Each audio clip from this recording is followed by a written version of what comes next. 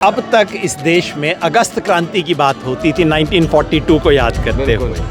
अब आगे से कुछ युवा लोग जुलाई क्रांति की बात किया करेंगे। एक स्टेज के बाद आंदोलन खुद मीडिया बन जाता है और वो जो मीडिया है उसका मुकाबला कुछ नहीं कर सकता। लोकतंत्र शब्द जो है, मतलब लोक पहले आता है तंत्र बाद में। अमूमन वो तंत्र पहले होता है, लोक बाद में रहता है। तो एक बार फिर कुछ समय के लिए लोक ऊंचा हो गया है, तंत्र नीचा हो गया। ऐसा अब इस देश में लोकतंत्र की लड़ाई का मुख्य मैदान चुनाव नहीं, मुख्य मैदान संस्थाएं नहीं। चुनाव, चूंकि चुनाव कैप्चर हो चुका है, इस देश की जुडिशरी वही कर रही है जो कि इमरजेंसी के दौरान जुडिशरी ने किया था। मेन स्ट्रीम मीडिया ने कितनी शर्मनाक काम किए पिछले एक महीने में।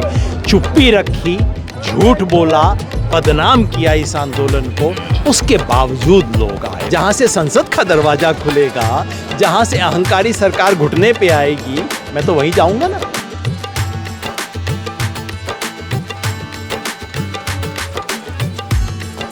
मेरे साथ योगेंद्र यादव जी हैं। बहुत सारे आंदोलन इन्होंने जितवाने की कोशिश की। आखिरकार किसान आंदोलन के बाद ये जीत हुई है। किसान आंदोलन में भी इस्तीफा नहीं हुआ था, वो कृषि कानून रद्द हुए थे। कैसा लग रहा है आज? लास्ट हमारी मुलाकात हुई थी जब आंसू गैस के गोले चल रहे थे रायसीना रोड पे। आप छात्रों को समझाने की कोशिश कर रहे थे और वहीं बैठ रहे थे आप लोग। आखिरी बार वो मुलाकात हुई 20 तारीख को और आज हमारी मुलाकात हो रही है। धर्मेंद्र प्रधान का इस्तीफा हो गया है। कैसा रिएक्शन है आपका?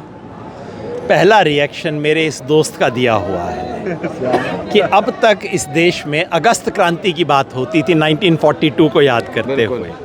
अब आगे से कुछ युवा लोग जुलाई क्रांति की बात किया करेंगे। इस जनपद से यहाँ से जुलाई रेवोल्यूशन, जुलाई रेवोल्यूशन है, जैस्मिन रेवोल्यूशन है। आज जो हुआ है ये इस देश के लिए जुलाई क्रांति है, इस मायने में कि ये जो 12 साल का अहंकार और तानाशाही का राज है, उसमें कभी कभार लगता है कि अच्छा कोई झरोका खुला है, कोई खिड़की खुली है। 2024 के चुनाव में लगा, किसान आंदोलन के अंत में दिखाई दिया।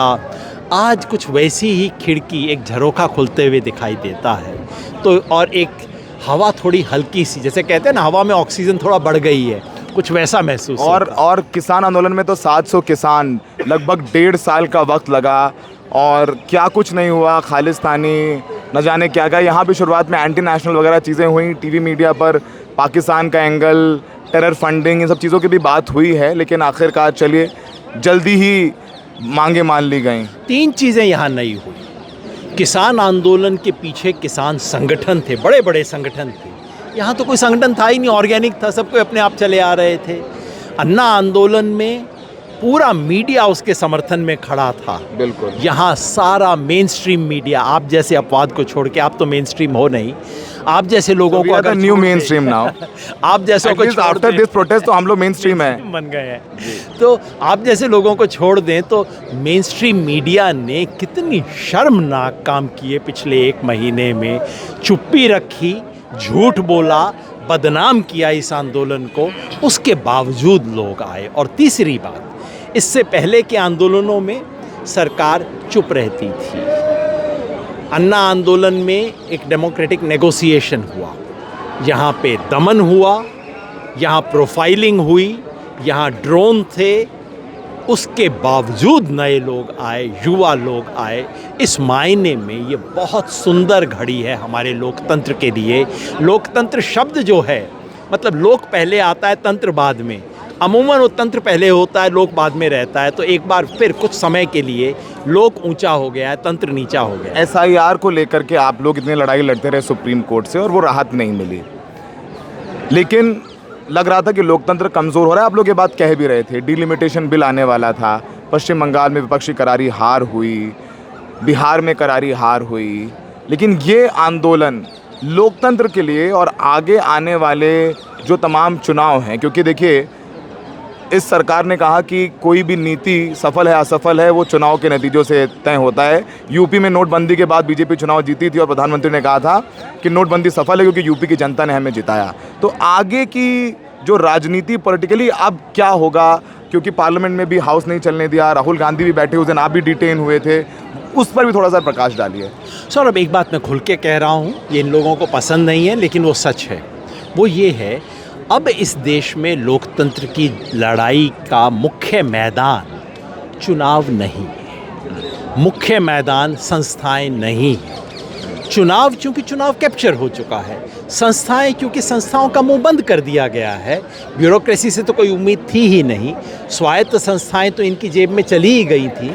अब जुडिशरी से भी वो उम्मीद आपको नहीं रह सकती है।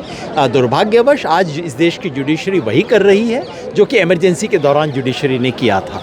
तो इतना सब होने के बाद क्या जगह बचती है लोकतंत्र के लिए? जगह बचती है सड़क। लोकतांत्रिक और शांतिपूर्ण तरीके से सड़क पर प्रतिरोध ही अब देश में लोकतंत्र बचाने का मुख्य मैदान बचा है। इस बात को मैं खुल के कहता हूँ। जाहिर है ये लोग बड़े परेशान होते हैं, तमाम तरह की बातें करते हैं, लेकिन अगर आप इस देश की, और कहते हैं कल मेरे को परसों ये बीजेपी वाले मुझे बाबा साहब अम्बेडकर कोट कर रहे थे। बाबा साहब ने कहा था, मैंने कहा बड़ा अच्छा हुआ, एक तो तुम्हें बाबा साहब पढ़वा दिया, चलो अच्छी बात है, थोड़ा और पढ़ लेना बेटा। कि बाबा साहब ने कहा था कि सिविल डिसोबीडियंस आज़ाद भारत में नहीं होनी चाहिए। लेकिन क्यों? क्योंकि संस्थाएं काम करेंगी, क्योंकि फंडामेंटल राइट्स होंगे, क्योंकि सरकार जवाबदेह होगी, क्योंकि ऑटोनोमस इंस्टीट्यूशंस होंगे। जब आप इन सब का मुंह बंद कर दोगे तो क्या होगा? और ये भी तो देखिए ना कि जब जनता सड़क पे आ जाती है तो हमारे सीजेआई भी कहते हैं कि देखो मैंने तो मना नहीं किया ना, आ जाओ। वो इंटरव्यूज दे रहे थे, अचानक कोर्ट के दरवाजे भी खुल जाते हैं सर सड़क से। मैं तो कहता था सड़क से संसद का रास्ता होता है, अब लगता है सड़क से सुप्रीम कोर्ट भी खुलता है। सुप्रीम कोर्ट जब उनके पास पिटीशन लगाई थी कि भाई बहुत ब्रूटैलिटी हुई, वीडियोस देखिए, उन्होंने कहा वीडियोस देखने के लिए टाइम नहीं है पिटाई के। तो वो भी एक बात है कि यहाँ पर ये जनरेशन जी है, वो बहुत ज़्यादा सुनती वुनती नहीं है। उनको, उनके लिए हम लोग सोचते हैं कि न्यायाधीश जी के बारे में कुछ ना कहें, इन्होंने खुलकर उनको भी जो बोला है बोलना चाहिए था। गलत नहीं कहना चाहिए, अपशब्द किसी के बारे में भी बोले गए हो, मैं उसके पक्ष में नहीं हूँ, लेकिन ये हकीकत है कि सड़क का मूड सुप्रीम कोर्ट के दरवाजे भी खोलता है। तो भाई जहाँ से सुप्रीम कोर्ट का दरवाज़ा खुलेगा, जहाँ से संसद का दरवाज़ा खुलेगा, जहाँ से अहंकारी सरकार घुटने पे आएगी, मैं तो वहीं जाऊँगा ना।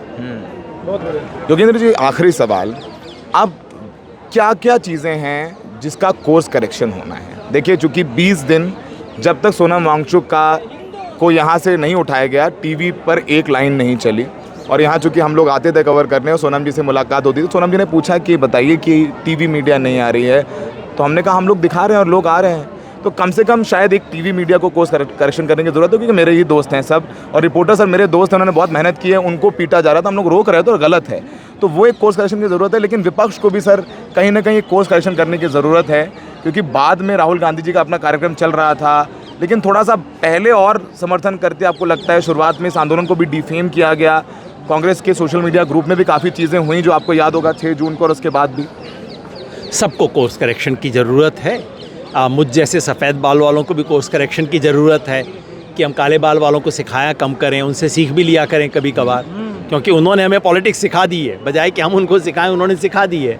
ऑपोजिशन को भी सीखना चाहिए कि भाई ऊर्जा तो मैदान में होती है, सीखना मीडिया को भी चाहिए कि तुम जितना छुपिए। किसान आंदोलन ने भी किया था, एक स्टेज के बाद आंदोलन खुद मीडिया बन जाता है, बिल्कुल, और वो जो मीडिया है उसका मुकाबला कुछ नहीं कर सकता। सीखना चाहिए, और सीखना इस देश के अहंकारी राजा को भी चाहिए कि खाली बैठे हुए आप सिर्फ कि आप कैबिनेट मीटिंग में बैठ के ये फैसला नहीं करते हो कि रियलिटी को कैसे बदला जाए। कहते हो इंस्टाग्राम रील बनाया करो, माने ये सरकार चला रहे हो कि टीवी स्टूडियो चलाते हो तुम भाई? उनको सीखना चाहिए। ये जो है ना कि ये जो अहंकार ये है, हर चीज़ को मैनेज किया जा सकता है, रियलिटी बदलने की ज़रूरत नहीं है, इमेजेस बदल दो।